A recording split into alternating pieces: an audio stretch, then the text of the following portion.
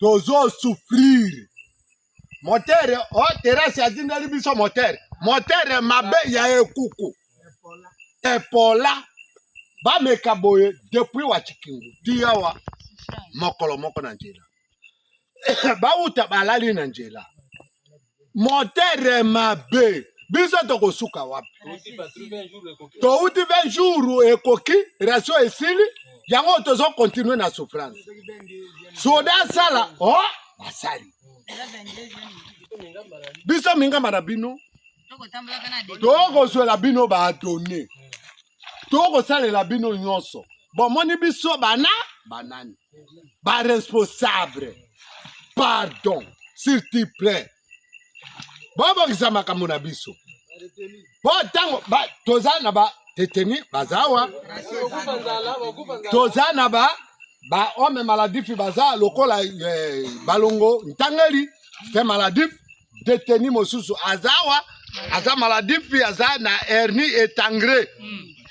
Bon sikoyo soki a beli na njela yekpa isi bongo bolo bake les éco-gardes basali boye ba violer droit de l'homme ou eti boza wapi ne tekeleke toza siko ne tekeleke na yekanga moteur o batindeli biso na yoke lelu boloba ya sika biso toza banani yerisi eke na mai siko biso tovandi sa ration esilaki toko souffrir siko tosala ndengeni 22e jour lelo wapi nuite na kati ya parc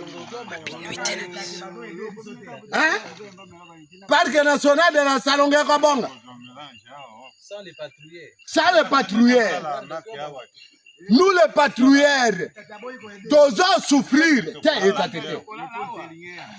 toujours souffrir alors problème est ça biso to souffrir solution te et à te ce qui solution et wana malam ce qui est problème est ça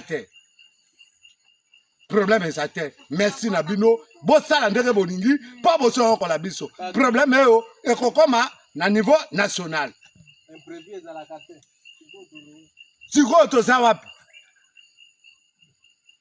tosukia merci soigné ou est nos paternels congestion yango wa congestion botosaka mibeko congestion yango wapi ICPNS yango wapi depuis 2015 tozomona bien te et le côté pour nous les gardes et les éco-gardes merci.